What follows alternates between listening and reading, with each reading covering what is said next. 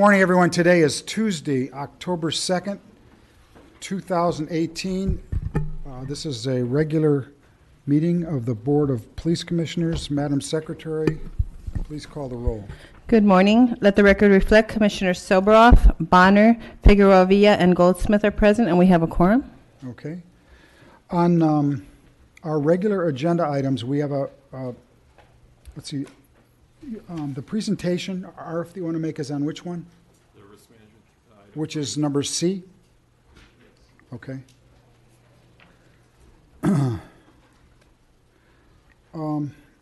Items 2D, E, F, G, and H regard award of the Medal of Valor. And are there any commissioner comments on those? We had a event last week regarding Medal of Valor, Purple Heart recipients. Are there any comments other than? Thank you. Yeah. Do we have any public comments on those? We items? have none, sir. Okay, so let's move for approval items D, E, F, G, and H. Okay. All in favor? Aye. Okay. Item number 2A. Commander Leslie? Sir. How are you, sir? I'm going to actually present, Commissioner. Okay.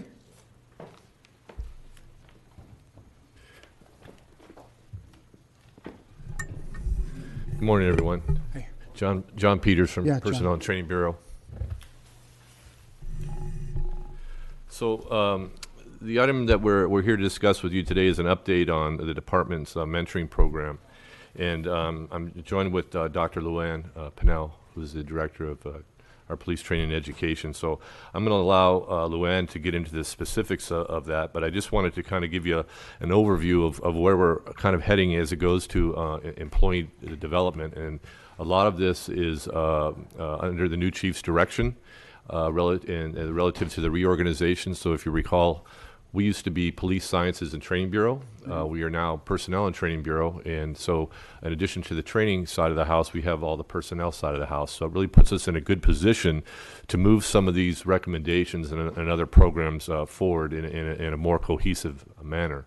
So with regard to that, the mentoring program, the new mentoring initiative that we're embarking on is just one of several things that I just wanted to kind of update you on where we're heading. So we've talked before about the Employee Development Task Force, which is one of the initiatives that we have. It's made up of all of the employee groups from throughout the department, and several meetings have occurred in terms of recommendations provided by those groups, and they have also had an impact on some of the things that we're doing, and those meetings will continue moving forward. One of the things that the department is looking at very closely is our limited tour assignments. We've had those in place for some time. However, because of a number of reasons, we have not been enforcing necessarily those deadlines to move people. So that's one of the things that's under consideration right now that we're looking at. Also, we have a number of positions that are referred to as coveted assignments. Those coveted assignments also have a limit in terms of the time frame that people are supposed to be in those positions, and so we're back to enforcing those time limits. And again, the idea is to give more people opportunities and rotate through those positions, and so that it enhances their ability to promote and move forward in the organization. We also have three different projects that we're working on that came from the commission.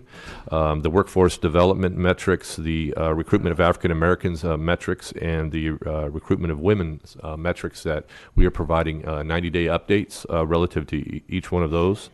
We're also doing some research. We have a project with regard to job sharing. Job sharing is a program that's been utilized in other businesses and very effectively, and so we're looking at how best that we can come up with a recommendation that would help us here in the organization. the mentoring program that Dr. Pinnell is prepared to talk about. Different than what we have been back here. We've come a couple times since January to talk about the mentoring program, but this is a new initiative that Dr. Pinnell and Dr. Denise Jablonski-Kay from our Behavioral Science Service section are embarking on. And so I'll let her talk about that. And then finally, we have our employee cross-training program. We've talked about in the past the supervisor cross-training program, and we're creating a better version of that that allows opportunities for all employees to have limited exposure to other assignments and positions. So we've got a lot in the hopper that we're moving forward, and I'm looking forward to coming back and reporting on the progress that we're making there. So with that, I'll turn it over to Dr. Pinnell. Good morning.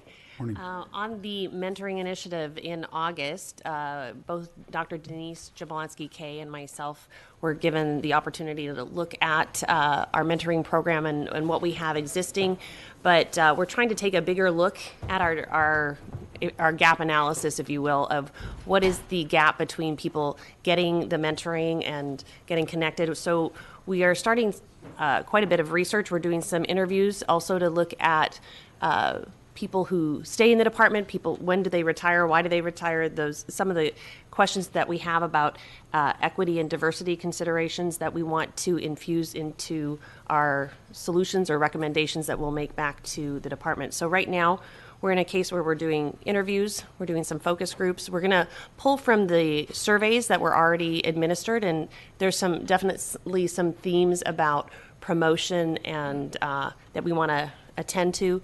We're also working with the Employee Development Task Force to get their voices on this. And then we're looking at outside agencies and also other professions that have developed mentoring programs, nursing, other entities that have cultivated successful mentoring programs, and trying to look outside of ourselves for what might work here. So we have some research being done on that. Tomorrow I get to meet with our professional advisory committee that has members of different academic institutions, and we'll be asking them to bring forward their mentoring programs and what resources that we can connect with or collaborate with to enhance what we can do probably even better than doing it in isolation on our own. So I think the next thing we will pull after pulling all the research together, then come up with some recommendations and deliver them back. Chief, your thoughts on looks like a good program.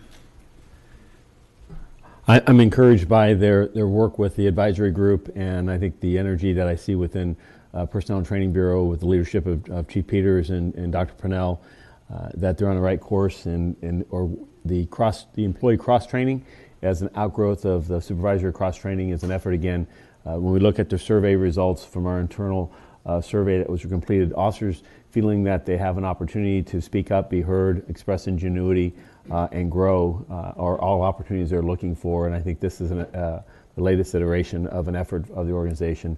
And my commitment is to our leadership is for us to find ways, though we're in tough staffing times, to find ways to have this mobility and still deal with the workload that we have. Mm-hmm. Good. Just one thing I forgot to add is that the chief put together the innovation groups, and many of those groups have come back to us to network with us around the mentoring piece as we look at succession planning and some of the other initiatives that were brought up. So it's interesting to see how other entities are coming up with some of the same concerns and solutions as well. So we're meeting with all of them, not all of them, the ones that pertain to this project, and trying to gather their information as well to Where will you be in 6 months? well, certainly I think by then we will have some recommendations back. Some of those things, because I have the privilege of being over training as well, we can look at how to infuse those already early on. We have some pieces of mentoring in the academy, some in the recruitment already. So what we want to do is try to make that more of a unified program instead of many different programs and efforts. Perhaps we can be exponentially more effective by doing You that. think you'd be ready to come back to us with an update as to progress? Yes. Okay. Any questions, commissioners? Yeah. Yeah. First, You mentioned the updates on recruitment, the 90-day updates. Just who gets those, and when are they? Well, I was hoping they were coming back to you, so we, is that Mr. T-Fang shaking Okay, his so you're, hand? you're referring to We'll have the ones that we... our subcommittee. Okay. Yeah, so All we right. provide those up the chain of command ultimately to Mr. T-Fang, to you folks, yeah. Okay, good. And then is the mentoring program, are these, this is for the newbies here still, are these voluntary programs, and are there any circumstances in which they're mandatory or encouraged, and what's the uptake or utilization in terms of? Traditionally, the mentoring program has always been a voluntary program. We have not mandated that. There's been a list of department mentors that's been on our department intranet that people can go, and if they're looking for a mentor, and connect with somebody like that. Again, what Dr. Pinnell is doing is trying to enhance that program, enhance participation, but we are not at a point where we're making that mandatory. And would you comment on just what is the level of participation historically, and where we may be going? Yeah, I don't have we do have the numbers. I just don't happen to have them in front of me. But there's certainly room for improvement, Commissioner. I think and I don't think it's necessarily that people don't want to do it. Maybe they don't know about it. That kind of thing in terms of getting the word out again is really what we're looking to do as well. Can we and by the way, this is just broadly speaking, so just you can generally characterize, but let's take both sides of the equation. On terms of the mentors, I mean, so is there? Would you say it's a long list of potential mentors who sign up? Again, I don't need numbers. Just generally, is it, or is that an area that you're trying to? We have a good list of personnel. We have recently refreshed that list. It was kind of stale and had been out there, so we had recirculated that. We got a number of folks that replied back in terms of their desire to be a mentor, and they were vetted, and so we do have that. And so there are a number of folks out there that if people are interested in connecting with a mentor, we have that available. And Dr. Pinnell, do you have anything to add? Well, I just think what we're looking at right now, and even evaluating with informal program versus formal programs, and what we see though is we need a little more structure around what is it actually, what qualifies you as a mentor, what training are we providing, what expectations are we providing, some of those structure, that'll be part of the research piece so that we can define it better, both for people who want to participate and those as a mentor or as a mentee. Right, so I think on your last point, you'll be also helping the mentors understand how to be effective mentors as well as the mentees, yes. Right? And just also another point of information in terms of just how the process works. Is there ever a situation, maybe Chief, you would know this, where in an evaluation or review of performance, someone is encouraged to participate in the program? Yes. In fact, one of my discussion points with my appointment is my expectation that command officers are identifying, and supervisors at every level of the organization are identifying and building a bench, and that we look towards diversity, and that mentorship, that leadership is a critical component in my definition of a successful leader.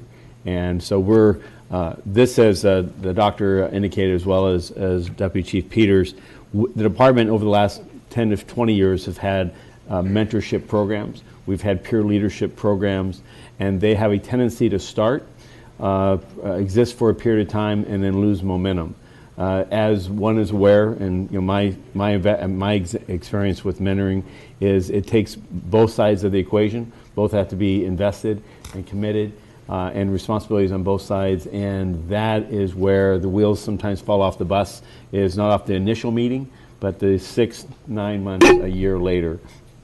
So I'm encouraged by PTSB and PTB and their awareness of these phenomena, so that we can better structure and refresh, but also at sometimes transition away from this mentorship has ended.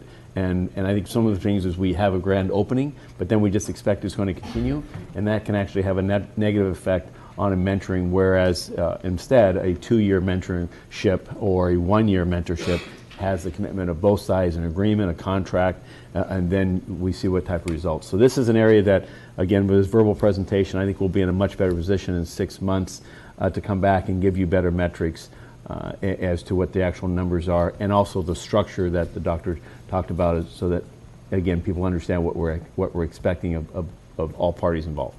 Excellent. Okay. Thank you. Thank you very much. Mr. President, if I may, just a couple of comments from me. The department put together a working group of the various employee associations, and they've met, I believe, several times, and I've attended each of their meetings. I think the employee unions who have come to the table have, with a very positive attitude towards increasing the mentorship and increasing mentorees. And then also about 3 weeks ago, the Los Angeles Women Police Officers Association hosted a mixer for all the individuals that wanted to attend, again, to encourage that. So I think the department is well on its way, and also the employee organizations are very supportive, which is real key to it. Yep. Thank you. Good, great plan. Thank you. Do we have any public comments on this item? We have none, sir. Okay. It's just a verbal report, so thank you. We'll see you in 6 months. Thank you. Item 2B was continued from September 28th. My question is, does anyone want, we've seen the report. I'm trying to recall why it was continued, and if we want to see an additional report. Mr. President, if I may, it was continued because the attachment was not part of the report. Okay, good. Yeah. In particular, attachment 4, which explained what this program was about, was It's all, one that I it's would all flooding back. to review. Yes. Okay, And great. having reviewed it, I'm fine with moving it for approval. Okay. Let's see if we have any other commissioner comments or any public comments on 2B. We have one public comment card. Okay? We have Mr. Novick. Mr. Novick, this is on item number 2B. Correct. Morning, sir. My general comment is that, I think that it's not proper for the police department to benefit from these asset forfeitures and seizures. I am curious. It seems like the amount of money has gone down over the course of 4 years from quite a large amount to a much smaller amount. And I'm curious if that reflects somehow there's less drug dealing going on in Los Angeles, or why you think that might be the case.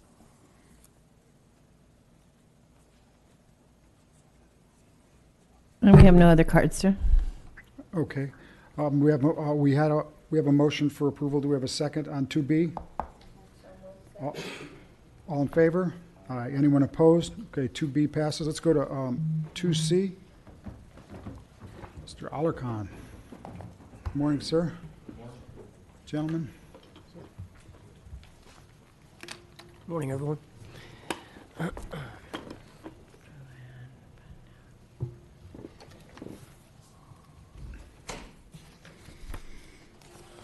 Okay, we're talking about the risk management harm reduction strategy status. Yes. Good morning, Commissioners. My name is Arif Ali Khan. I am the Director of the Office of Constitutional Policing and Policy, and one of my responsibilities is overseeing our Risk Management Division, Legal Affairs Division. Seated to my left is Commander Jeffrey Burt. Commander Burt is the Commanding Officer of our Risk Management Legal Affairs Group, and then seated to my right is Police Performance Auditor 4, John Doucette, who is very integrally involved in the development of this report, or data analysis, and a variety of other things. If you could just give me 1 second, we're having. Okay.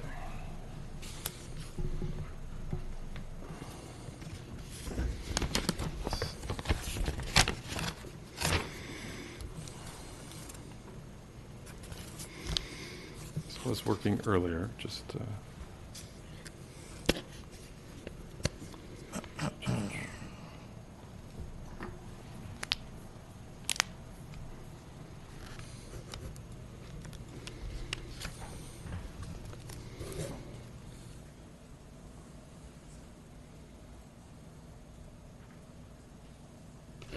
Sorry, why this is not working. One more time.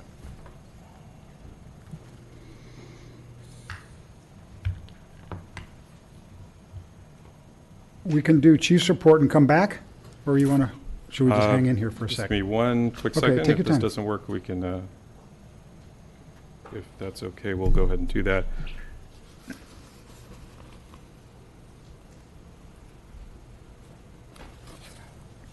Why don't we go ahead and do that while I try to repair this, if that's okay? Too bad we don't have a technology report today, because we could. Okay, let's move to the chief's report. Good morning, Chief. Good morning, Commissioners. I'm happy to fill in here as the good director is working his PC. Let me scramble. You were first choice. Exactly. All right, well, as to significant events, during this last 1 week period, we had no categorical uses of force. We had a number of events, both internally and externally, I'd like to make a brief report on. Internally, we had and I appreciate the Commissioner's attendance to the Above and Beyond ceremony, where we were able to recognize 25 of our men and women who were honored for their acts of bravery, sacrifice, preservation of life as they go about their duty. And as I said in my remarks that day, I believe they represent not only the best of the Los Angeles Police Department, but what we see many times, the unsung heroes of our men and women as they go about their work. During that week also, we I met with District Attorney Jackie Lacey, as well as the number of people from what's called Teslas, which is a mental health initiative in Italy that works with the community, and not so much with law enforcement, but with mental health professionals and outreach workers to be more effective in a community setting in dealing and treating people who are experiencing mental illness.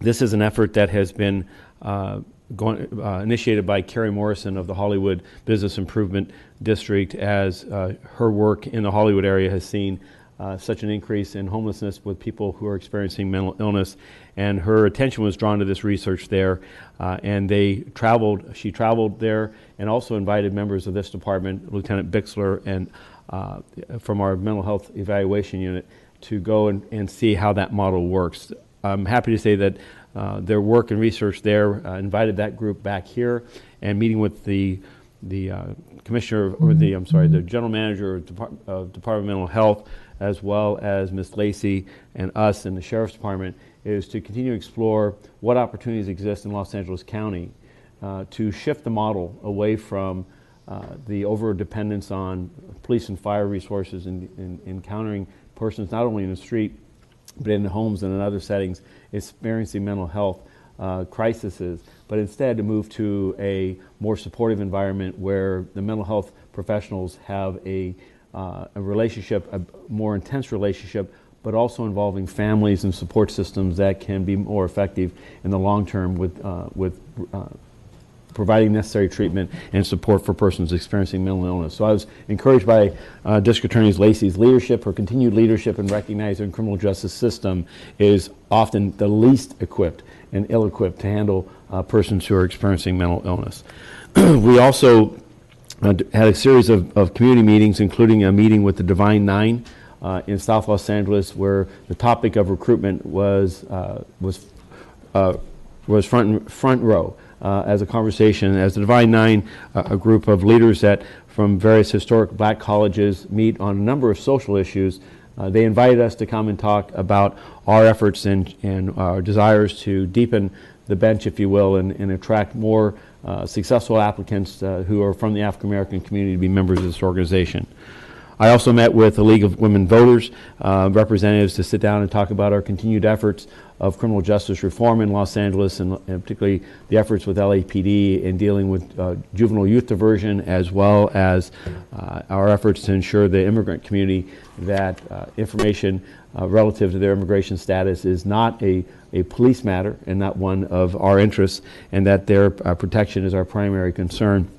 And we've continuing our conversation with how to see that through.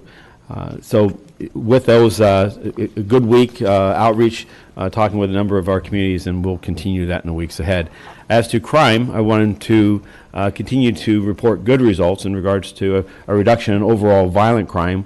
We have 186 homicides as of the 29th of September versus 206. We closed September with a reduction in overall homicides for this month, as well as for the month of August. So I'm happy to see that the continued efforts of our outreach and our engagement, as well as our community gang intervention by our grid providers and the efforts of our men and women in our communities is delivering results.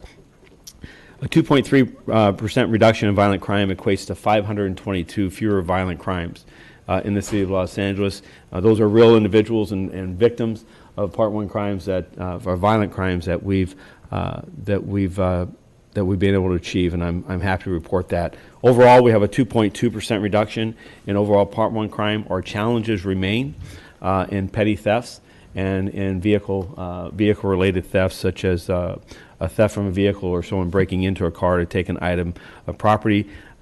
In both these areas, again, I encourage our communities to continue to lock it, hide it, to keep it, and to ensure that they keep valuables in locations that are not tempting individuals to pilfer or to victimize them.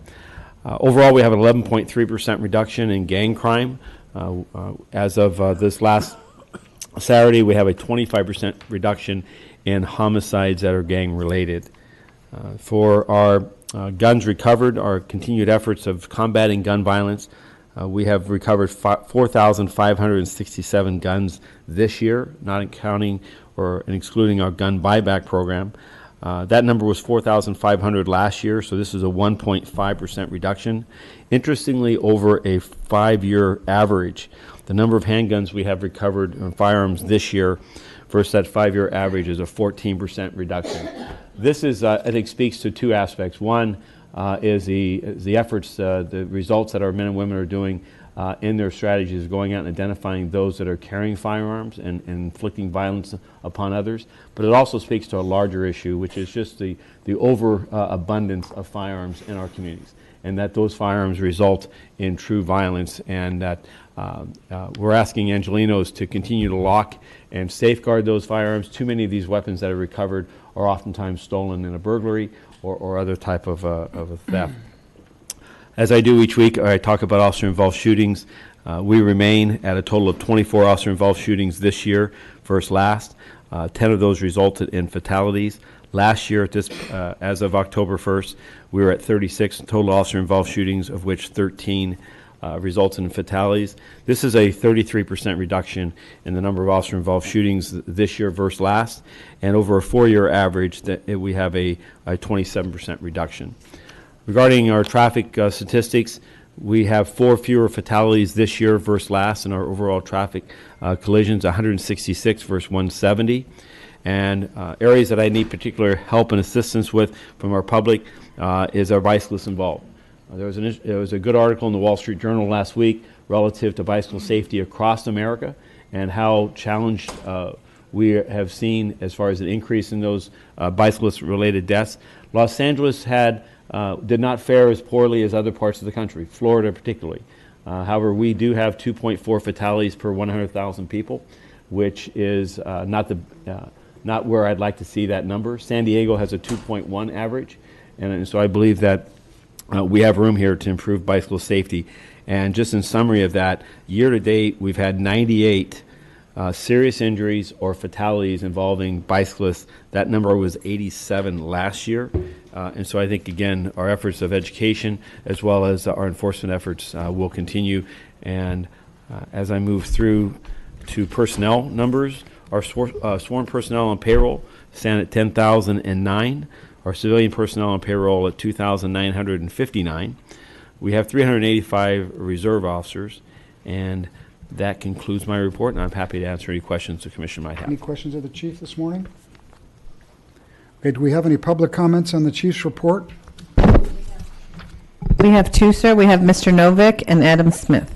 Okay. Mr. Novick? This is on item number 3, the Chief's report. Yeah, I'm thankful that there were no police shootings or killings this week. I think that's positive, and that they're reduced. My comment is directed at the department personnel strength. I think that there's a constant effort in the department to maintain the strength at over 10,000. I think that there should be a policy and a strategy developed to reduce the number of police in Los Angeles. I think it's excessive, and that the increase that's been taking place is unwarranted. Given all the reduction in crime that you're reporting, it seems that we need less policing, not more. Thank you, sir.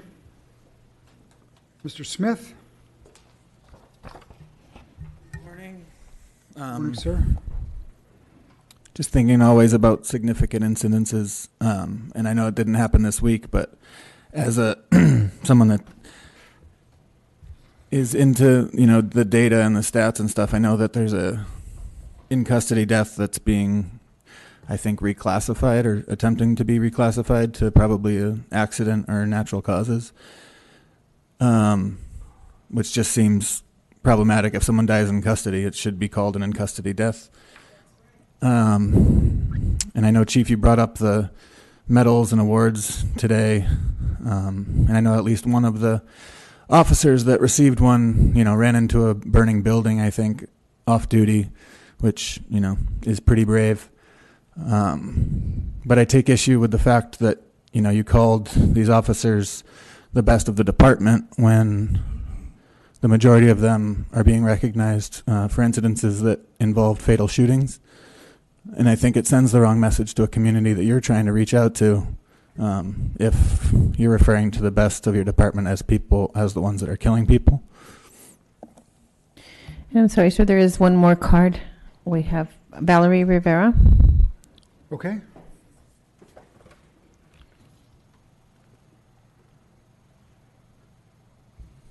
Good morning. Good morning. On the chief's report.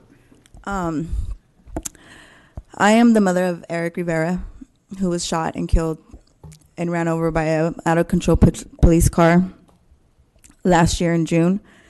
I come out every week, except last week, because it was my son's birthday, so I needed to be home and celebrate it with him. But I come out every week for almost a year now, because it's obvious, that my son was wrongfully murdered. And unfortunately, the two officers that killed him went back to work the next day. It's clear as day that they're negligent. Mr. Bonner, is it Bonner or Boner? Bonner? Okay, I'm sorry. I don't want to mispronounce it. I'm sorry. Mr. Bonner. I really want to get to know you because you're new on the board, and I really want you to do a good job. I don't want another parent to come in here after losing their child and have to deal with a board that doesn't give a shit about us, and doesn't hold these officers accountable, when they make mistakes. So, I really hope that if an incident happens and an officer makes a mistake that, and I know there's another person that's coming in onto this board as well soon, but I just hope that you would be able to stand up and do what's right, because this board hasn't been doing that at all. And I'm actually glad to see that people are leaving this board now and new people are coming in, because we need fresh people on this board. I got 16 seconds. Can I do my public comment? Thank you. So can I just give you a little rundown on what happened with my son real quick? Last year, originally there was a phone call out. Some residents had called in saying that there was a 40-year-old man walking down the street with a gun. Mind you, my son was only 20 years old. He looks 20 years old, really young. So LAPD Harbor Division gets the dispatch call in. So these two officers, Officer Daniel Ramirez and Arturo Urrutia, took the call. They start driving down Wilmington Boulevard. This happened in the city of Wilmington. As they're driving, they happen to see my son Eric walking down the street. They flip around, they make a U-turn, they start coming in and approaching my son. My son wasn't caught in no kind of act. He wasn't doing nothing. He was simply walking, minding his own business. But unfortunately, somebody had called in saying there was a guy with a gun. My son did have a squirt gun. It was in the middle of the summer. It was a neon green and black squirt gun, plastic toy gun. Not no replica, not no pellet gun, not no BB gun, a plastic squirt gun. They approached my son. They both jumped out of their vehicle. Before they even approached my son, the driver already had his gun in his hand while he was still driving. And because he had his gun in his hand while he was driving, he failed to put the car in park when he jumped out of the vehicle. As soon as they jumped out of that vehicle, I guess, you know, they must have seen the squirt gun in my son's hand. And immediately as they both jumped out of the vehicle, they began firing shots at my son. They shot 11 times towards him. 7 of them hit him with 1 bullet to the head. That killed him. The passenger cop, as he was shooting, he trips and he falls and he scrapes his elbow on the street. He begins to start crying, saying that he thought he was shot, which he wasn't. I mean, he was cleared of that. You know, he just scraped his elbow because he fell and hurt himself. He jumps back up and he realizes, oh shit, the car's still moving. It's coming towards my son. At this time, my son's already on the ground, dead. He tells his partner, which is the driver, jump back in the car and step on the brake. Step on the brake, step on the brake. So the driver begins to start catching up to the vehicle. At that point, it's already hitting my son. And when he jumps into the car, instead of stepping on the brake, he steps on the gas. Another major, major mistake. It then begins to drive forward and pinning my son underneath the whole front of their bumper. And the only reason why I didn't crush my son's face was because there was a metal gate that actually stopped the car.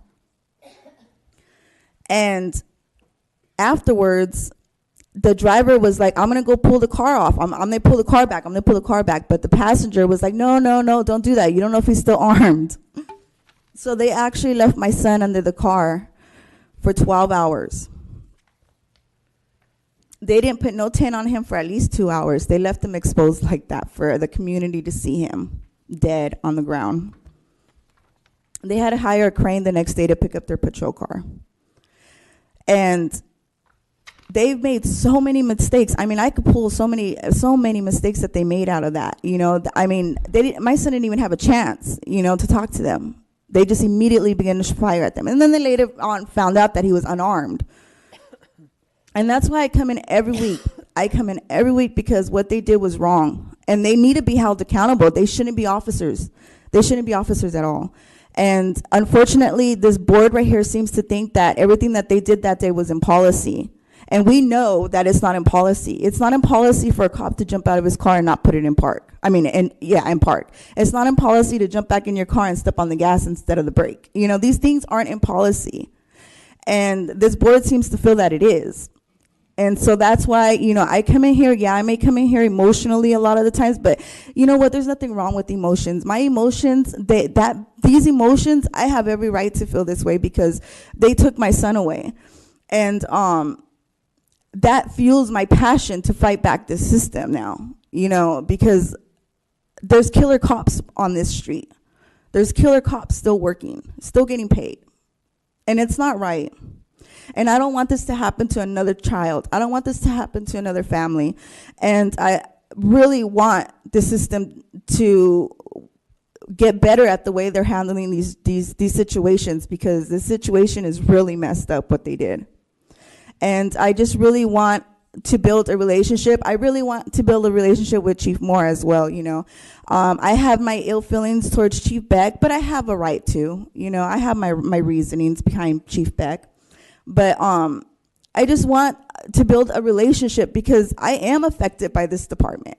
And I am part of the community. And you guys need to realize that there are killer cops that don't need to be out there working as officers anymore.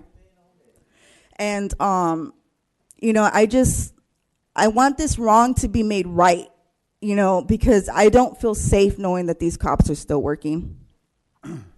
And it's just, it's not right. You guys are allowing them to have done what they did to my son. Who's to say they won't do this to another person? And you're acting like my son was the bad person, and he wasn't. So I'm just here. I'm going to continue to keep fighting for my baby.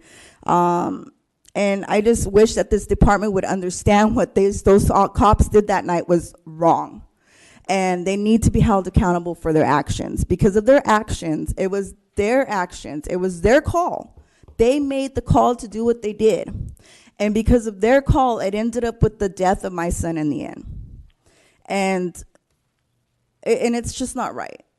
So, thank you for letting me speak, and take the time, because these 4 minutes, I got so much to say. There's just so much in my heart. I try to come in here wholeheartedly and humbly as much as I can, but it's really hard.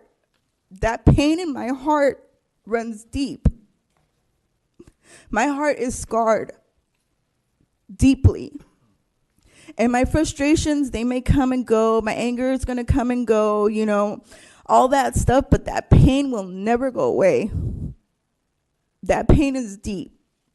And it's because of this department that put that pain in my heart. So just feel where I'm coming from, and just understand that what happened to Eric wasn't right. And that's it. Thank you. Thank you. Okay, we're going to go back to...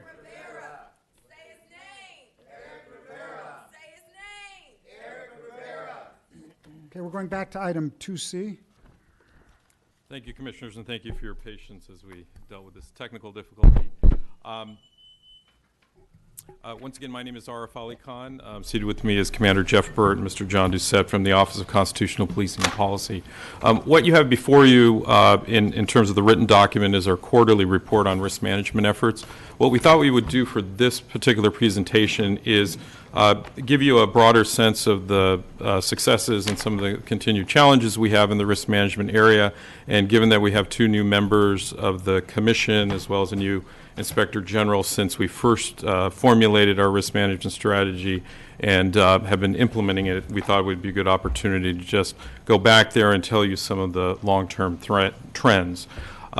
As you may know, the department has taken a very focused and concerted effort on 4 different areas that have had the most significant harms, either to the public, to the institution, or financially.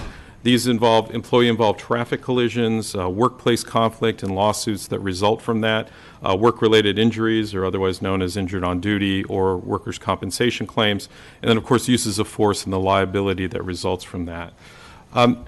One thing we did when I joined the department approximately 5 years ago is try to look at what were our strategies before, what were strategies that were being used in other government agencies and elsewhere. And what we often found was that the idea of risk management, first of all, is something that most people glazed their eyes over, and was also very overly broad or too unfocused to really make any meaningful differences in the things that mattered. Also, it was difficult to communicate those concepts and comprehend by employees, and very focused on the litigation and ways to avoid litigation or mitigate the damages from litigation, rather than looking at what are the causes, what are the ways to prevent things, and also look at the other factors that actually contribute to the harms that are caused by the 4 particular areas. And also, what was very important was to adjust the idea of risk management to the concept of policing. If you ask a police officer, we want you to manage your risk, they will understandably say, I get paid to take risks. It's very risky doing the jobs that we do, driving quickly to a person who needs help, chasing after somebody who's armed with a gun. And so it was very important that we sort of reframe this and took it away from what are sort of the traditional risk management frameworks, which are indecipherable. This is actually the international standard on risk management framework. I will be testing everybody on this at a later time, but it's indecipherable, obviously, and this is very difficult to translate something like this to people in the field. Based on the research that the group had done, is we came across, we talked to many different industries, including many other sectors. We talked to SpaceX and UPS and the aviation industry. We looked at other types of approaches to dealing with these issues, but outside the context of police agencies, as well as looking at other law enforcement agencies. And we came across some important research that was done by Dr. Malcolm Sparrow, a former Metropolitan Police Inspector who is a teacher at the Harvard Kennedy School. And he really had a great framework in the way we should look at dealing with these issues of risk, and really trying to shift from these very complicated frameworks to something that was looking at data, the probabilities, and trying to focus at ways to specifically find solutions for those harms. The metaphor he uses is this idea that if you have a rope with a knot, you're not just going to be able to rip it all apart. You have to slowly tease that and figure out what works, and eventually what you'll find is the knot will be untied. And so that's the metaphor that we've been sort of operating under when we developed the strategy back in February of 2015 and presented it to the Commission. Well, what kinds of harms are we talking about? We oriented these particular areas to focus on by looking at what types of harms are being caused by certain actions. Is there physical harm, either to the public or officers? So things like injuries to employees, such as injury traffic collisions or uses of force that may have been avoidable or could have been mitigated. A foot pursuit, and doing so where the officers have separated and potentially putting themselves at risk. What is the impact on the organization? A factor that I think often in the past and many organizations don't look at. What is the impact on the organization, its reputation, its functionality if we have officers who are off IOD, and the impact on deployment? And looking at it as an institution, especially something that's so important to the department and policing in general, which is what is the public trust that we lose by incurring some of these harms. And then, of course, the financial side of things. How is this impacting money that taxpayers are paying in terms of medical litigation or other costs? So from that, we analyzed it, and we determined that these were the 4 areas that we thought we had to focus.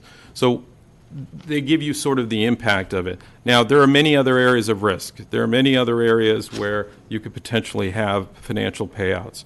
But we believe that given, especially since in all areas we have restrained resources, we really needed to focus very heavily on particular areas that we could really analyze that data, figure out what to do. And I should mention this has been a broad-based team effort throughout the department, both on the data analysis and the interventions that we have involving, obviously, training division and use of force review division, et cetera. But this is just to give you a bit of the sense why are we focused on these 4 particular areas. And the other change was often we tend to have sort of general prescriptions of we want to reduce risk and more on the strategic and operational levels, which are important. But really we had to figure out more at the tactical level. How do we get frontline officers, frontline supervisors, understand the problems and get those changes? In other words, slowly loosen those knots so we can avoid some of the harms that are caused. And so, kind of in a nutshell, our objective was to find specific things that we could do to reduce things that we could measure that had an impact on physical, organizational, and financial injuries. And the way we did that was focusing on things that we would hope that had the most significant impact, especially in short and midterm reductions, and not just look at what are things going to be like in 10 years. And in particular, focusing on what we call tactical harm reduction. What I found when I came to the LAPD is if you say tactical to any police officer, they will listen to you. And so, and the concept of trying to figure out at the very tactical level, what can we do? And also doing it based on the data. A lot of data we were relying on, a lot of data most organizations rely on, really isn't the data that you want to use to do that. At the time, we were able to implement some important structural changes within the department. The creation of the Risk Management Division, Captain Dominic Choi, now Commander Dominic Choi, was the first commanding officer, and Commander Mike Himes brought him in from another agency to be our commanding officer over both Risk Management Division and Legal Affairs. And they helped stand up this and get the implementation of the strategy. We also created 21 area risk management coordinators in all of the area divisions, and I think it's expanded to even some of the non-geographic areas. And the idea with that is that we needed to have somebody in each area who was actually implementing this, and that we could support their efforts in the field and not just be a centralized, entity that was putting out the announcements. The metaphor I use is we're the hub of the wheel.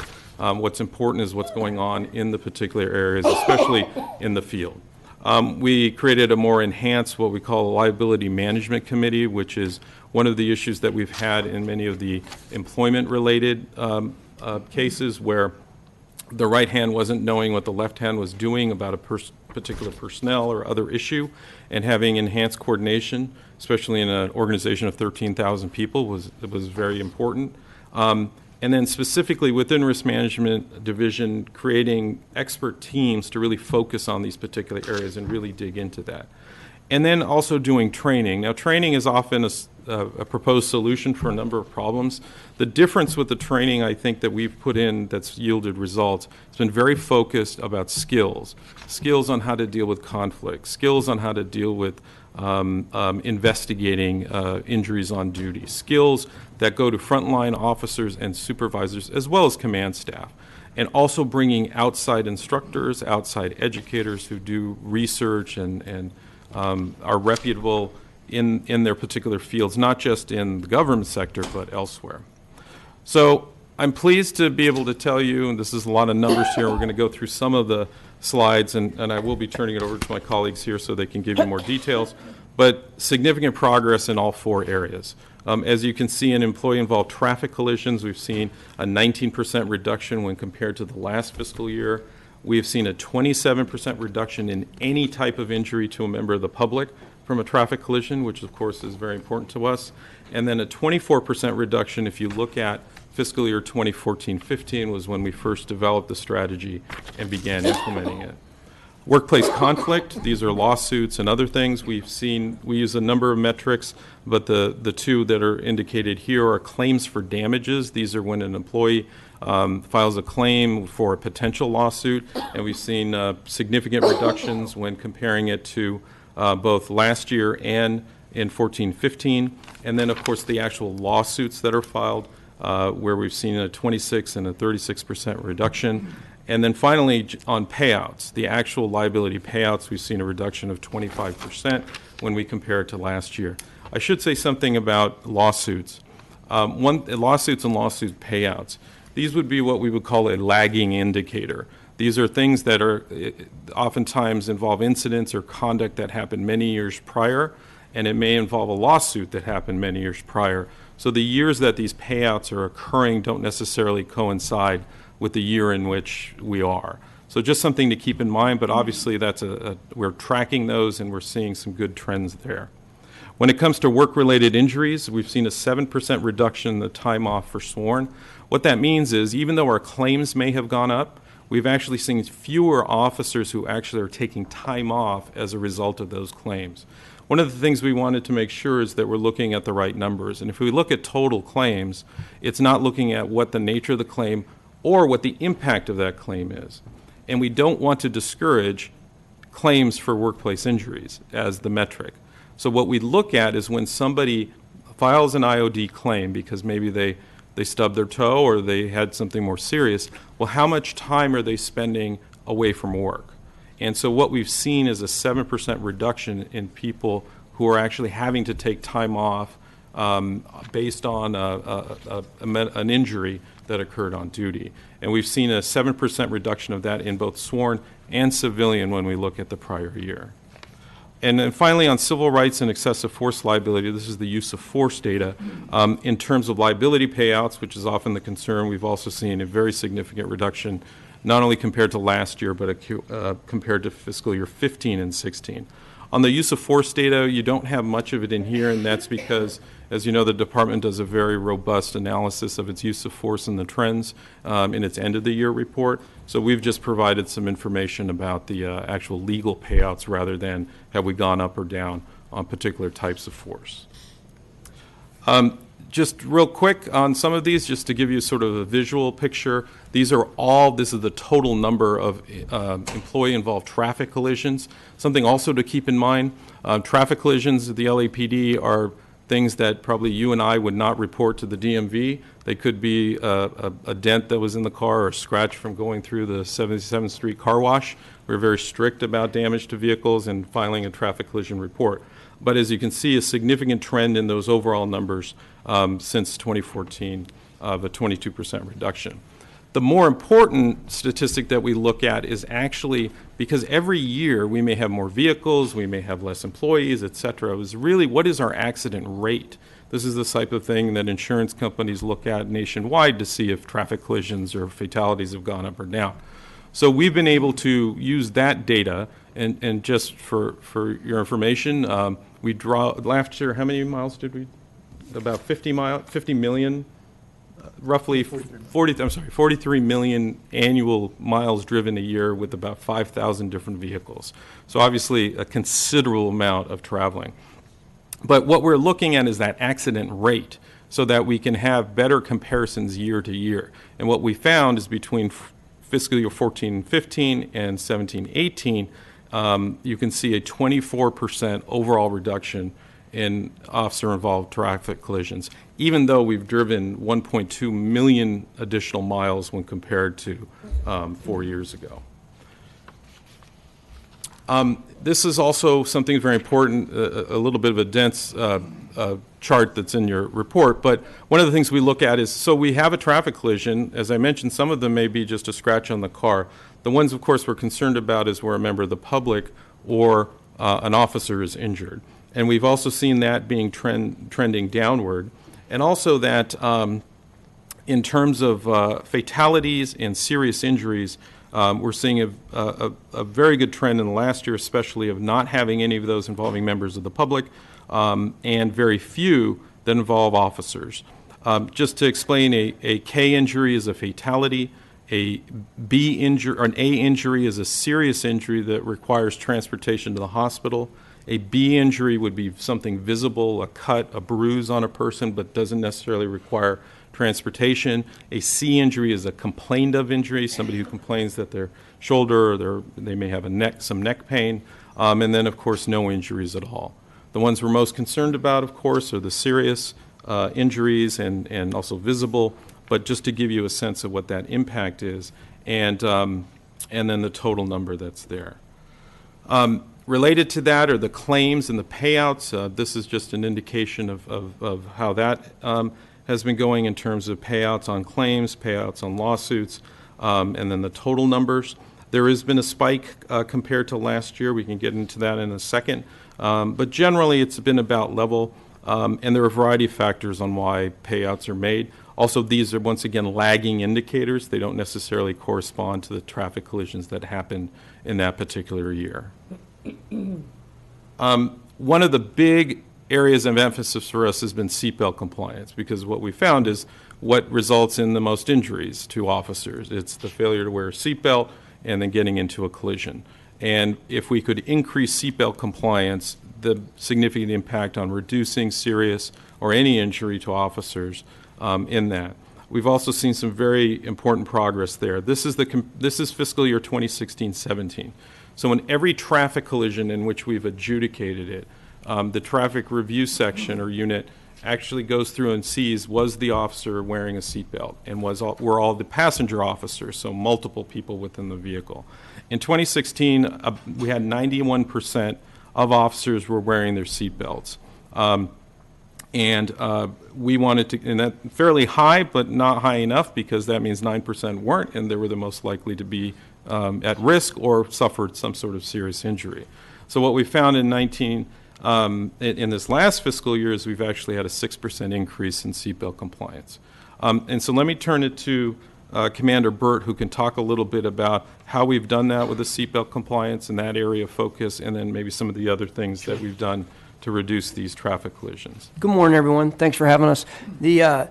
We, as Mr. Alicon suggested or indicated, we really take a close look at the employee-involved traffic collisions and seatbelt usage primarily. So that we did form tactics to address those two issues specifically. And the biggest thing has been our employee awareness campaign. And John Doucette, do you mind grabbing that poster?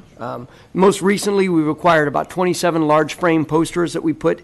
We're hanging near the kit room walls in the stations to remind people to slow down, buckle up, and arrive alive. So we have multiple different avenues of reminding people to arrive alive and slow down.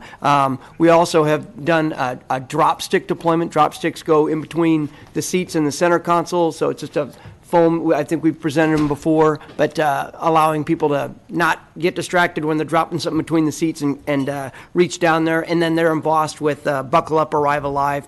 We've also done below 100 training to the entire department. Over about 9,100 cops have had that training. The big tenets of that are wear your seatbelt, wear your vest. Again, watch your speed, and we've seen a decrease in those big accidents. What's important now in Complacency Kills, dashboard stickers and poster campaigns featuring Chief Beck prior, and we're hoping to do a new one coming up with Chief Moore, and some celebrities to slow down. And so, as Mr. Alican touched on, we're really proud to see that seatbelt usage going up, and the folks at Risk Management Division absolutely believes that you keep on putting this information out. I just went to a community event day before yesterday, and I checked out a police car, and there were 3 different stickers inside the car and the devices saying "buckle up and slow down and watch your speed and arrive alive." So we're excited about both our emphasis on employee-involved traffic collisions and, of course, seatbelt usage.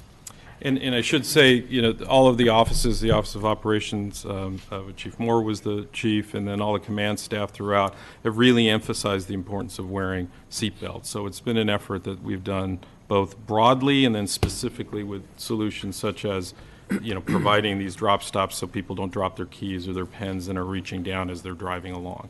So it's very much been sort of an overall team effort. We also use opportunities where we identify if somebody's not wearing a seatbelt, for example, supervisory inspections, even when we look at body-worn video, not necessarily to penalize somebody, but to advise them, hey, you didn't have your seatbelt on here, you need to have your seatbelt. Now, one of the areas of traffic collisions that we particularly pay attention to are those when the officers are responding code 3 or with their full emergency equipment. In those situations, we're also pleased to report that we've seen some changes, especially in the level of injuries that we've had that involve members of the public, where we're seeing no fatalities or any serious injuries, and it's been maintained to those that might have visible or complained of injuries that don't require hospitalization. So that's what we have on the traffic collisions. I'm happy to take questions at any time.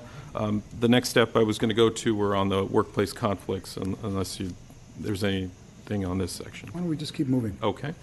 So the second area that we look at is workplace conflict. This has been an issue that's very important to the department, obviously not only because of the payouts, but also it goes to the morale of the department and the environment in which people are working. So the metrics we look at here are how many times we see grievances filed. Now, grievances are not necessarily indicative of a particular environment, but they are an indication of their issues that relate to compliance with the memorandum of understanding and those types of things. So it's one marker that we look at, and we've actually seen an increase in those from 29 to 37.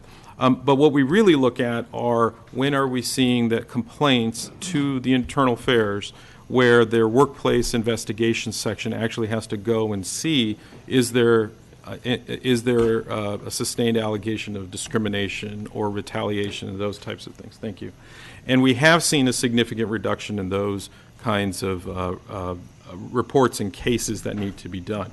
In fact, a 53% decrease from the prior year, and as you can see, a bit of fluctuation, but a downward trend that's been significant. Claims filed, claims also, as I mentioned, often result in lawsuits. This is a lagging indicator, but we're also seeing a downward trend. Whether you look at the total numbers or if you look at the claims per 1,000 employees, and similarly on lawsuits that are being filed. And so we think those are all good efforts there. And as you can see, lawsuits filed per 1,000 employees, once again, those rates are very important, and these are the overall numbers, even though we've seen an increase in the number of employees that are on the job on average for the year compared to 14-15. Why don't you go ahead and talk a little bit about what we've been doing specifically for workplace conflict? Sure. Our strategies are to reduce workplace conflict through programs, both programs and interventions. So most importantly, and I think our signature program that we're really proud of as a department is the conflict resolution course for law enforcement personnel. It's taught through the Pepperdine School of Law, and in that course, a 4-day course or a 2-day course, supervisors and command staff, both sworn and civilian, realize that conflict is something that happens everywhere, but it arms us with tools with how to address conflict, catch it early, prevent it, mitigate it, and work through it. We've taught 449 civilian and sworn supervisors, and 130 command staff have gone through the training. We've asked for more training in the budget, the city budget. That's been declined, but organizations, the Command Officers Association and others have come forward and are getting us more classes. Right now we have 3 more classes scheduled, essentially largely from the hard work of Captain Jennifer Thomas and her crew going out there hustling, trying to get this done. So we're really, really proud of that course. The standards-based assessment, the rating system for all officers and supervisors. Last year, Mr. Alicon's shop was able to put in a rating section for risk management. How is this employee as a risk manager, particularly with supervisors?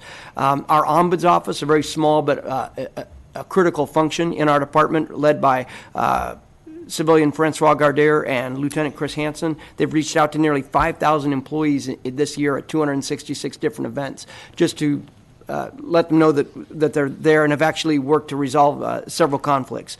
And then finally, we, as Risk Management Division, we maintain regular contact with the risk management coordinators at the division. Those started last year by OO, Office of Operations, under then Assistant Chief Moore, and we've mitigated employee conflict at the earliest opportunity working with those folks. And I just want to say about the Pepperdine course, we've been really very fortunate. The Pepperdine has been an incredible partner, spent a considerable amount of time with the department, coming and seeing commission meetings, attending some of our own training, really understanding the structure and the culture of LAPD. And they've continuously evolved this course to make it even more and more directly relevant to the officers. It's one of the highest rating training programs we have. And even though the city has not funded the course, we have been undeterred, and we've been fortunate through the generosity of the Police Foundation and other sources to continue this going. And also all command staff have gone to it, and we have another course coming up for those who were recently appointed. On IOD, I'll just do very quickly. As I mentioned, the real impact on IOD claims that we look at is how often are people filing an IOD claim, but they're out of office, they're unable to return to work. They're either getting medical treatment, they're on long-term leave, and we've seen a decrease in people who are staying away from the office after filing an IOD claim, both on the civilian and the sworn. As you can see, there's been a 68%, rather than 64% a few years ago, where they're not required to be off duty, as well as on civilians with 4% increase. There are some more detailed statistics that you'll see in terms of the top reasons why we have IOD claims, and there have been several efforts by Risk Management Division to work with Personnel Division and others to try to deal with that. One of the things in the statistic we'll come back with the next time is that we have the top 5 reasons why an IOD claim is filed: a strain, a sprain. They tend to be the things you would imagine, but those types of things are not causing long-term IOD issues. They tend to be the things that are presumptively workplace related for police officers and also firefighters: cancer, certain types of cancer, heart disease, etc. And so we're going to dig in more to those numbers, but we have been taking efforts to try to address that. More wellness, more early screening. I think we actually have a health fair tomorrow or sometime coming up soon. And also we're able to get a donation from the LA Police Federal Credit Union to install blood pressure machines in different areas, and we've seen a pretty significant use of those, as well as a variety of other efforts and we provide a considerable amount of training now to our SIC and IOD coordinators throughout to make sure that they're properly investigating these and making sure that officers proceed. And also the LA Police Protective League has worked with TriStar, a third-party provider, on a mediation program so they can work with them and get officers back in the field as quickly as possible. And then finally, just on the police-related liability, as I've mentioned, we've seen a 65% overall reduction in our payouts when compared to 15-16. This has a breakdown, which is also in the report, on the particular types of cases that we have, but overall a good trend. And finally, I just wanted to recognize our partners at the City Attorney's Office, not only with the litigation, but helping us a lot on many of these preventive efforts. And they've been kind enough to recognize our efforts, especially when we look at our overall liability payout. So all 4 of these areas, we've seen a 40% reduction and a 30% reduction the prior year. They've been working closely with us and recognize all our particular efforts, including things like the HOPE and SMART teams and our mitigation efforts on uses of force through de-escalation, and have adopted our approach to this on a citywide strategy and model, which I know a lot of other departments who reach out to us fairly frequently, Chicago, New York, to learn from our successes thus far. So with that, we're happy to take any questions. Before we do that, Chief, your thoughts, comments?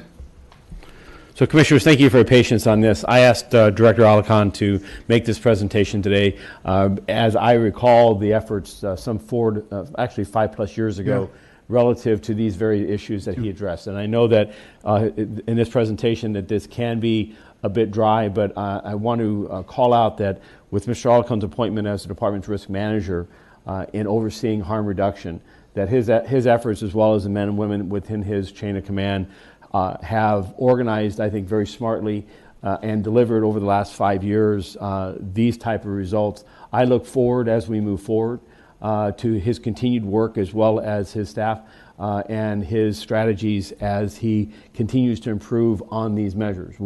While we see significant results, I believe that we have more room here, and I want to echo that the strategy has been employed is how do we strengthen them, continue to reinforce them, as we look to improve our performance on this important area.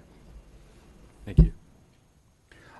Outliers on the payments obviously have a big impact. When you list the payments, you can go year to year and see huge outliers in different years. When you pull those outliers out, the trends seem to be positive. Yes, so I think what you're referring to, Commissioner, is that sometimes we'll have one large payout for 10 million, et cetera. Right. And we've seen that in particular with the wrongful prosecution cases that usually involve conduct that sometimes happens 10, 15, 30 years ago. Mm-hmm. And so there have been some significant payouts in the preceding years. But I think, and I'll ask Mr. Doucette, I think when you pull some of those outliers, we've still seen a positive reduction, but we're very conscientious of that. And even though they're outliers, we do take a very hard look at why those happened anyway. And for example, in the wrongful prosecutions, we do go back and look at, have those procedures changed since 25 years ago in terms of a criminal investigation? Is there anything that could potentially cause this to happen again? So we certainly don't sort of cast those aside and just look at the others. From an analytical point of view, we're looking at every case to see is there something that we can learn from that and then incorporate it into our processes and procedures. Okay. Commissioner, questions? Go ahead. No, go ahead. Okay. Commissioner Bonner? I want to just ask a couple of questions. This is on civil rights and excessive force liability. There's a note that there's a line in there that indicates that some of the facts or the precipitating events go back as far as 1973. Can you just put that in context a little bit in terms of how it is that there are payouts in 17, 18 that may relate to facts that or things that occurred 45 years ago? So I think, why don't you go ahead? Yeah, those cases would be the ones that those cases would be the ones that Mr. Alican just mentioned, the wrongful prosecutions. Some of those arrests occurred in the 70s and they didn't come to light, or the facts of the case didn't come to light until comparatively recently. Do we know how many of those are reflected in the data that's presented here? I believe the number in the column is, I wouldn't know the time periods of those, but that's something I could find out and report back to you on, definitely. Be helpful. So if you look at the false arrest and detention and imprisonment, now that's going to be more inclusive of just the ones that are prior or many years ago, but we can certainly get those numbers for you. But typically, the higher the damages are because somebody's been in prison and they've been in prison for a long period of time. A false arrest or detention that lasts a short period of time, you're not going to have a significant damages payout. But the ones that, for example, in 1973, where somebody was arrested and convicted and sentenced to prison and a critical witness later recants, or there's some other forensic evidence that comes forward, those are the ones that constitute the larger amounts here. Okay. In terms of, just generally speaking, in terms of the reduction in payouts, how much of that is a reduction in the underlying activity or just tighter settlements, more aggressive negotiation and the like? Well, some of them, as I mentioned, these are lagging indicators. So the conduct or lawsuits that were previously filed before and the efforts that we've implemented, at least recently. But I would suggest it's actually across. I mean, one thing that we've tried not to do is just take one approach and see if that's going to work. You know, it's a system of looking at these opportunities. So working very closely with the city attorney's office, working with them, having better assessments of cases earlier on that should be settled, which I think is an important part. For example, me or my staff are very heavily involved in any serious use of force and looking at it and observing it very early to see if the city attorney needs to be brought in at an earlier stage. We're constantly looking at opportunities where something occurred that may not be directly relevant to the use of force but could be potential risk in the future. So there are a variety of things that we're doing that I think have resulted in this, but I do think our partnership with the city attorney's office on this decline is in part of that. Mostly because a lot of these things, the conduct, like I said, occurred years ago, and so having that relationship and assessing these cases and understanding the risks associated is very important. Okay. The final question on you mentioned some of the role that you play in looking at some of the circumstances around and trying to identify opportunities to improve. And if I'm reading this correctly, still and from 15, 16 through 17, 18, still 154 cases, at least in this category, right? If I'm reading this correctly. And the question is, what, like you were showing over against the wall as the sign that's being used to encourage people to wear a seatbelt. Give us an example of some of the kinds of things that you might be either have done or might anticipate doing to address and improve the numbers in this category. So I think there are a couple things. One is the department over the last few years has taken a very concerted effort to look at and enhance its de-escalation training so that we are not we are mitigating the need to use force, which of course has a downstream effect if we're able to avoid having an officer-involved shooting or some serious injury to somebody who's being arrested, or an injury that could be caused that the officer could have. So that's been a very big department-wide effort, not just with training, but emphasis and review, et cetera. Excuse me, is that, so I'm, let's stay with that example, so I'm aware of the recent work on de-escalation, but would that emanate from the risk management, from your risk management operation? Well, that did not emanate from us. I think that it actually emanated from the chief of police, and it's something that I know Training Division looks at, and we've had many different efforts, but the genesis of it wasn't with risk management.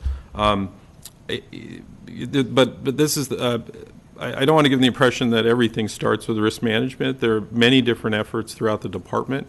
What we do is we take every idea and we try to provide support for that. I mean, several of the things have been generated by my folks just based on the research. But I think what's been a very good thing that I've seen over my short time in the department is that the language of the department has changed to about harm reduction. It's changed about looking at opportunities to manage risk, whether it's in training, whether it's in how operations are going.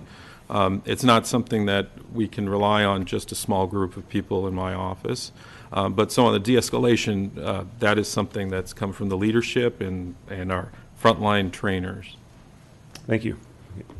We self-insure. There is no insurance available. Not for the city of Los Angeles. Okay. No. Do any cities, even smaller cities, do they all self-insure? There are some that self-insure. I know Mr. Tiefank has experience with that, but there are some cities that do have liability policies. Or umbrella liability policies. Yes. Mr. Tiefank? Mr. President, there are some cities that are self-insured, and they have an excess liability policy. So they might have a policy if they have a liability in excess of $5 million, Sure. and that liability insurance policy would kick in. But most cities now are in an insurance pool where it could be a number of cities combined together. Or The they smaller- would be by the smaller cities? Smaller cities, and I see. they would pool their assets and then their resources and buy the excess insurance policy. That's generally what occurs today. Okay. Other questions? Commissioner Goldsmith? Also wanted to congratulate you on the success with the seatbelt reduction. And I was interested in what you shared about presumptively work-related injuries, what those are, why those are presumed to be work-related, and what sort of how those rates compare to other populations or other workforces. So I don't know the comparison to other workforces, but in California, the state legislature has designated by law that there are certain types of injuries that are presumptively work-related, certain types of diseases. Sometimes I can't recall them off my head, but that's just a function of the law, and there are a variety of reasons why those might have been implemented. But staph, pneumonia, things that an officer would typically be exposed to, and so for both firefighters have similar presumptive. Now, those presumptions can be overcome if necessary, but by and large, they're going to be paid out as part of the workers' compensation system. How those rates compare, we'd have to get back to you on the specifics, but I do know. You mentioned cancer in particular for police officers? Go ahead, please. I didn't hear the question, I'm sorry. He had specifically mentioned cancer. There's for certain police types officers. of cancer that can be. Yeah, I believe skin cancer, for example, is. Oh, okay. So, thank you. Okay. And we can get back to you on what those presumptions are. Happy to do that. Do we have any public comments on item 2C? Yes, sir, we have 5 comment cards. Okay. We have Mr. Novick, Yvonne Michelle Autry, Mateo Nagasi, Melina Abdullah, and Adam Smith. Okay. So it's interesting that the department is capable of managing itself to reduce some of these risks and not others. The payouts for wrongful deaths by officer-involved shootings and beatings and in custody was still $10 million in the last year, no reduction whatsoever. So I think that reflects the lack of concern in the department and on the commission. When you ran down the harms that you were talking about reducing, you talked about a lack of trust in the department as an institutional harm for the department. Your job as the police commission representing the population of the city is to consider the harms to the population.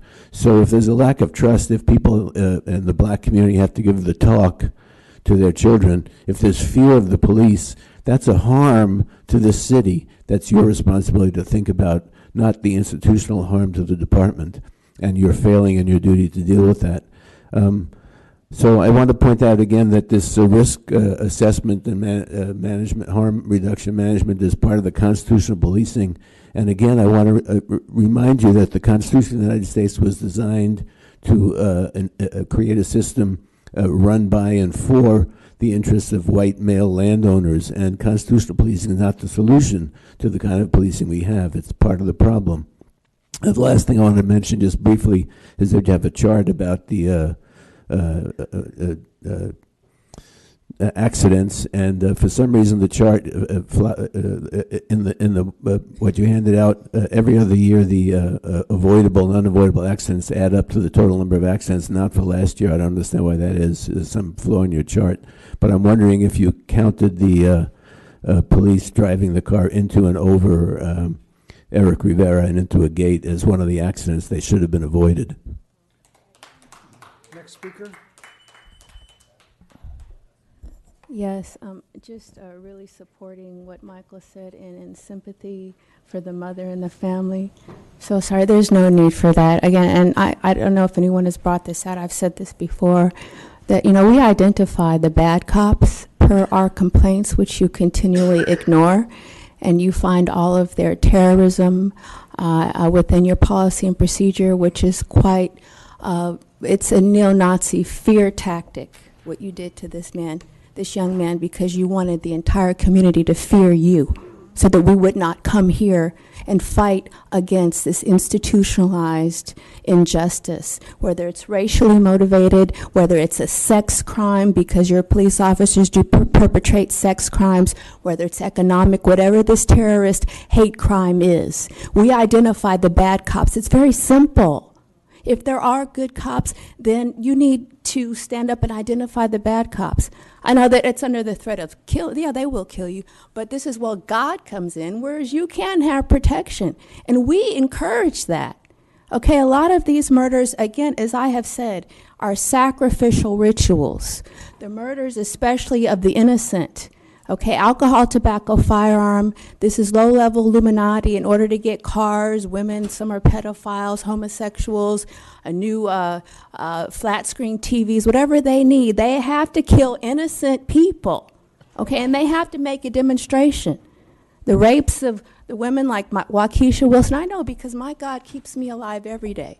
Right, the CIA target me, you know, they spread rumors so that my neighbors try to entrap and gang rape me, spreading rumors in my building so people are trying to come up and kill me, like a Waukesha Wilson, like a Sandra Bland. It's not happening here. The devil is a liar.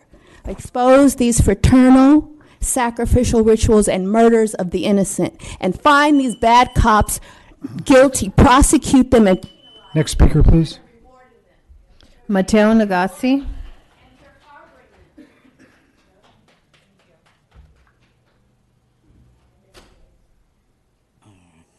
Great.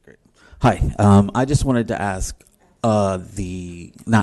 but was the drop program considered in your report? I would really like to get a copy of that because I'm in corporate budgeting and reporting, so I could really sort of like check myself. But you said that the workplace injuries were down and that the leave were down, but the drop program, it says that, you know, from 2008 to 2017, they found that police were twice as likely to miss work injuries for illness and paid leave, and that the participants missed more than 3 million hours of work for leaves and sick time and been paid more than $276 million. I mean, since the inception of this program, officers have taken injury leaves typically for bad backs, sore knees, other conditions common with advancing age, like all the rest of us. The average absence was about 10 months. But the Times found hundreds of cases of individuals who had taken off more than a year at essentially twice their usual pay. For one, an LAPD detective had filed nine workers' compensation claims and taken a year off for a knee he hurt standing up from his desk before entering the drop program. He worked 3 shifts after joining the program. Then he took another year off for cumulative trauma to his hips, buttocks, and tailbone. He came back to work briefly, then began a 3rd year-long injury leave after hurting his back lifting a case of paper at the office.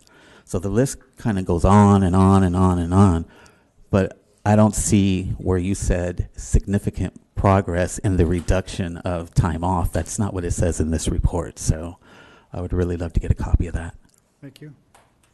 Melina Abdullah.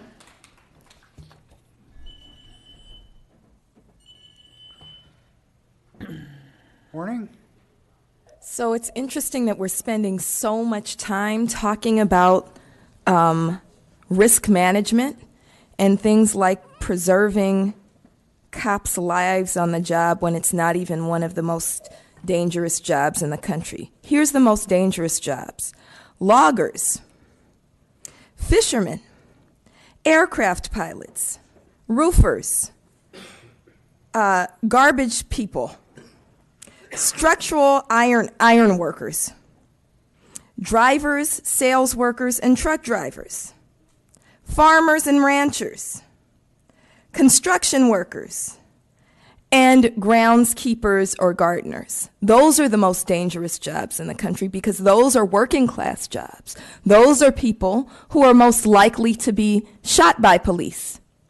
Those are the risks that we need to manage. So just because you've been able to get your dollars down and what you've been paying out to families, that's not the kind of risk management we want to talk about, right? We want to talk about a risk management that reduces harm to community, that eliminates harm to the community at your hands. And we don't need to be spending more money to hire celebrities to tell your cops to put on their seatbelts and drive slower. If they're not wearing their seatbelts, they should be ticketed. All the rest of us are, right?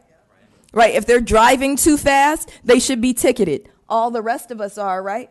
So maybe you should worry about the cops violating the laws that they're supposed to uphold. That's what you all are supposed to be doing, is holding them accountable, not sitting up and listening to the PR machine and rhetoric that's spewed out. Next speaker, please. Adam Smith, and we do have a card for Lucas Martin. Okay. Mr. Smith? Hi.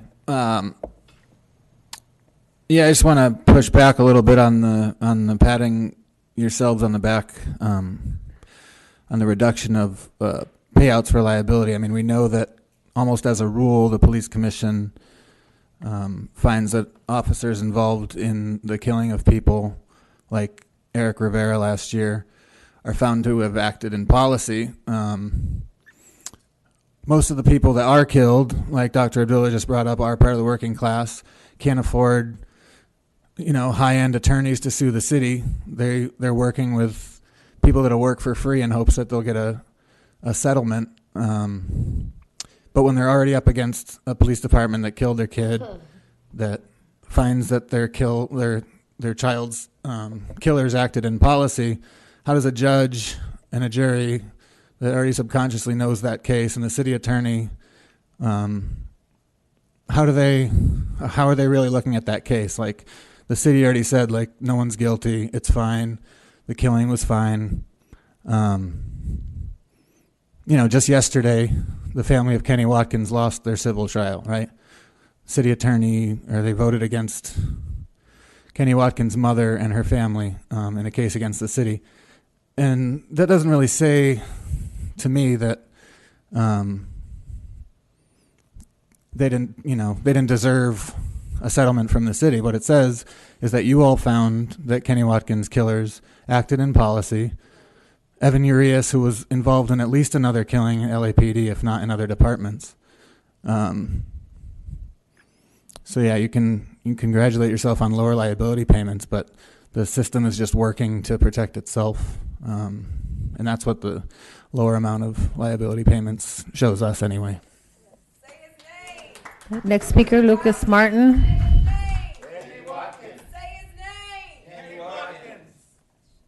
Morning, sir. Morning. I'm a harm reductionist. I worked for the Center for Harm Reduction Syringe Exchange in Skid Row for 2 years. I was encouraged to see that you guys came here and your report was interesting, but there was one thing I was listening for. I didn't hear it. I heard it from Valerie Rivera. You need to fire officers. You need to get in there. You're putting guns in the hands of people who are committing crimes on the streets. If you get those people out, you not only reduce the harm out on the street, you reduce the harm in the department. The new officers who come in here have to adapt to this culture that already exists. If you root them out, that's reducing harm in the long term. Thank you. Thank you, sir. There are no other cards on this item, sir. We have a motion regarding item 2C. Are you moving for approval? Okay, and a second? Second. Okay, all those in favor? Aye. Aye. Anyone opposed? Okay, let's go to public comment. Thank you. Thank you. We have 5 comment cards. Okay. We have Mr. Novick, Mateo Nagasi, and Melina Abdullah.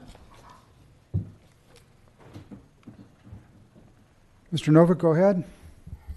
Yeah, I want to urge you again to hold your meetings outside the police administration building during the evenings when the public can attend more freely and speak more openly. I would urge the chief, if next time he talks with Jackie Lacey, to urge her to prosecute some of the officers who have killed people in the city. Maybe that would help reduce the harm. I wanted to talk. I don't mean to interrupt you. Please hold his time. Mr. Novak, I just meant for after your remarks, that was to answer your earlier question. Thank you. Sorry for interruption. Okay, thank you. Lost my train of thought here for a second. Hang on. Okay, yeah. So I think that I'd like to propose a policy to the board to consider in terms of some of the issues you've been talking about here for years. I think you should require every individual officer to carry liability and malpractice insurance. If I drive a car, I have to have liability insurance. If I practice medicine, I have to have malpractice insurance.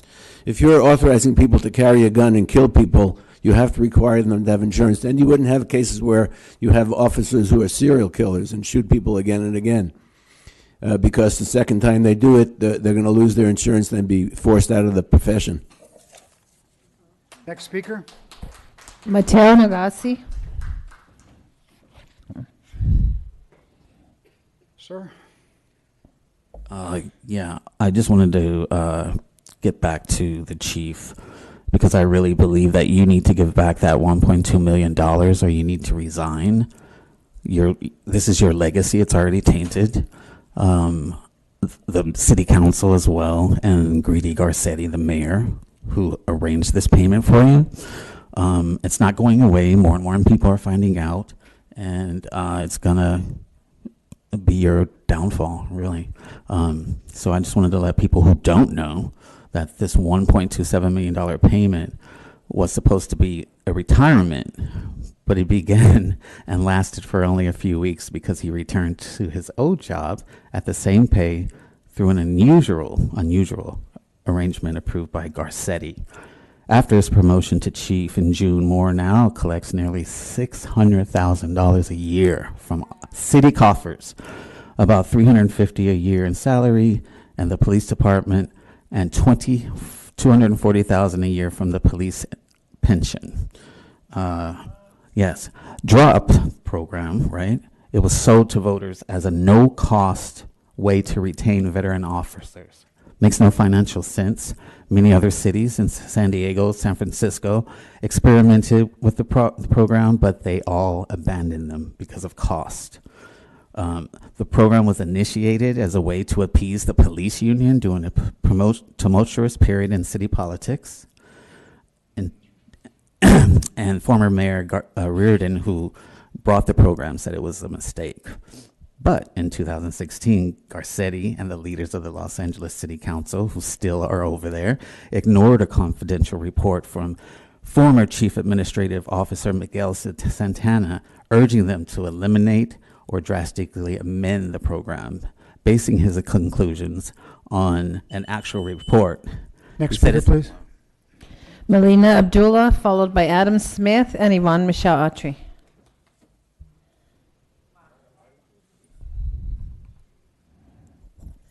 So I want to uplift what this is. You all are supposed to represent the people. You all are supposed to care what we think. You all are supposed to engage us with respect. And instead, everything that you do is an assault on who we are, right? And so when we think about how you presented those numbers as numbers, not human beings, how you call it a crime when we call out the names of people like Eric Rivera, people like Waukesha Wilson, people like Kenny Watkins, you criminalize those acts, right? You've attempted to criminalize me. You've attempted to criminalize other people in this room on at least 12 occasions. You've banned Greg Akili from coming here, a longtime civil rights activist who was trained by Cesar Chavez. You've banned him from coming here. And let me just say this, I don't like coming here. I don't want to come here. This is not enjoyable to me. I have work that I could be doing. I have children that I could be with. But I'm here because I feel that my people need me here. And the more you try to push me out and make up stories about me touching an officer's arm, guess what? The more that it strengthens my resolve to be here every damn Tuesday. And the crew is a little smaller because we're also across the street at City Hall, but we're here. We ain't going nowhere. And so here's your choice, especially you, Dale Bonner, right? Are you going to represent the people? Are you going to sit up and represent the police that you're trying to oversee? There's a lot that needs to be done, and there's a lot that will come to light. A couple days ago, on Sunday night, we passed Senate Bill 1421. Lifting the veil of secrecy on police misconduct and the killings of our people at the hands of police. Do you want to be Next speaker, please. The next speaker, please. The next speaker is Adam Smith. Mr. Smith.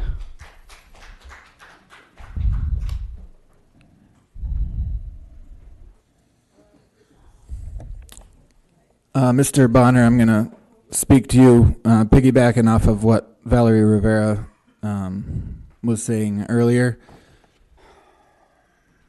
you turn off your mic if you're going to sigh. I just think as the newest member of the board, I hope that you can, when people like Valerie Rivera come in and speak about her son, or well, Keisha Wilson's mom who just left, these folks that show up every week, I hope that you can center on the fact that they're coming into this place. You know, we counted 30 cops in the room today, and the same department that killed their kids. So they have to come through that door every week, and they do. And I just hope that, you know, you can stay centered on the pain and the trauma that they're reliving just walking into this room every week. But I also want to raise up that, you know, these families are lied to, and I don't mean that in some, like, there's no hyperbole there. Like, in this room, they've been lied to. Eric Rivera was killed on a Tuesday night, right? So, and we know that Chief Beck put those officers back to work within a couple of days. He told Valerie earlier this year that, like, he didn't see any problem with what they did, so that's why he put them right back on the street. Yet, so Eric was killed on a Tuesday night, June 6, 2017. So his killing wasn't reported in the chief's report until the following Tuesday. If you go back and look at that video, Chief Beck talks about the injured officer who apparently banged his knee, or his elbow.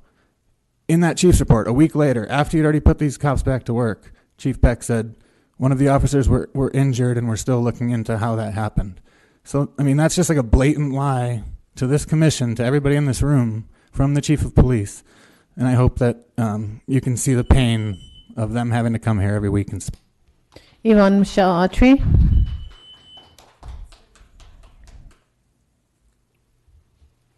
Yes, it's a war in our community, you know, from Inglewood and from a good family. You know, it's obviously a war on our community. In 15 years of attending these meetings, I consistently see the statistics are just fabricated. It's like something that you all create to justify your continued murders, abuse, and terrorist attacks in our community.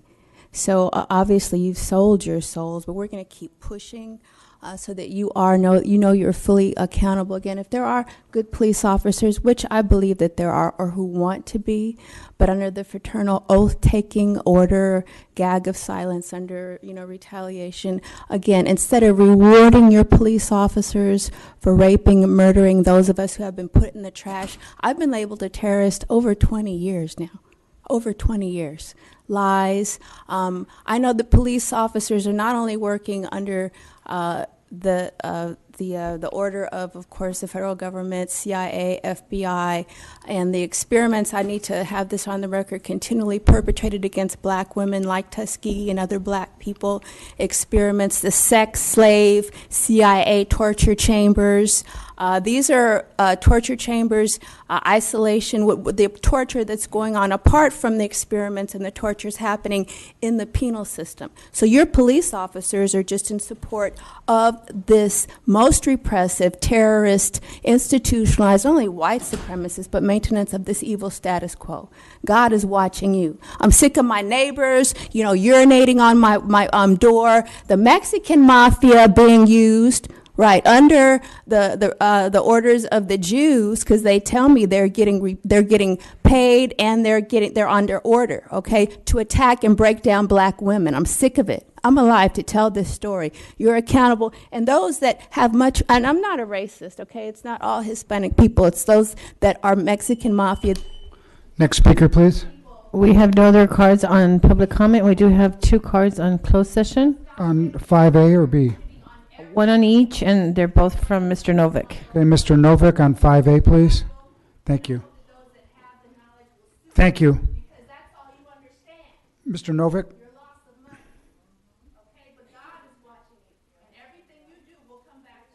Thank you.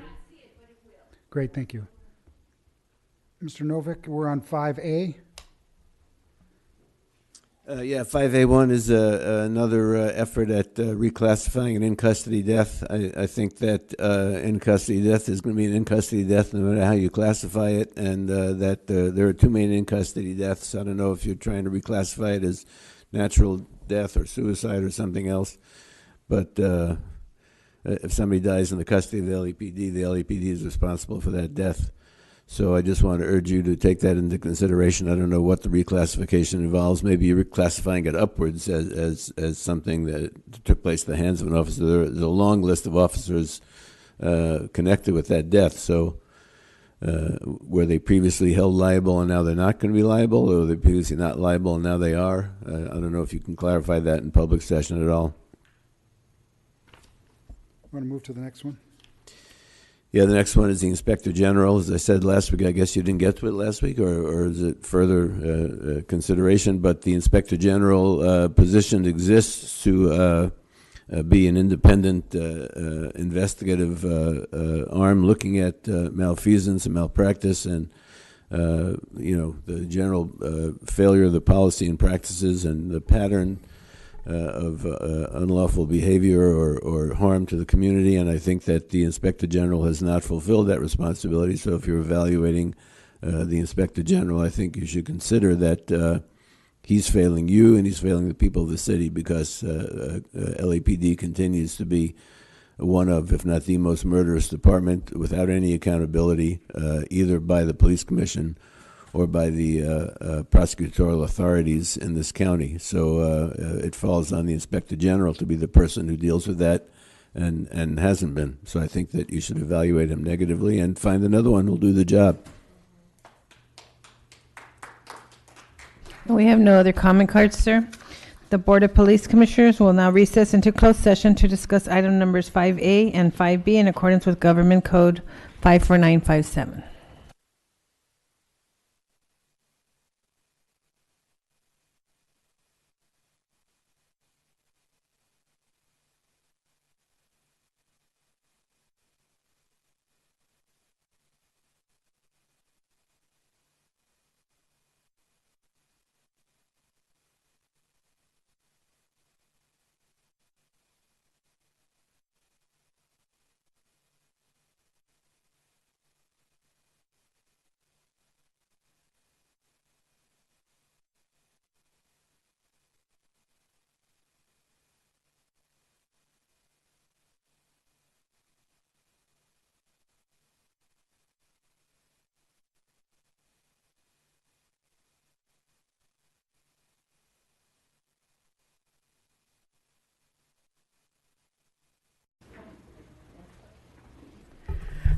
The Board of Police Commissioners has concluded its work in closed session. We are back in open session. In closed session, item number 5A1 was discussed and the chief's recommendations were unanimously adopted. And the executive director will report out on 5B. As to 5B, the Board of Police Commissioners met in closed session with the Inspector General, completed the evaluation process, and as a result, have awarded the Inspector General 2 bonus steps effective October 2, 2018. That concludes the report. Mr. President, is there a motion to adjourn? Second. All in favor? Aye. Thank you. Meeting adjourned.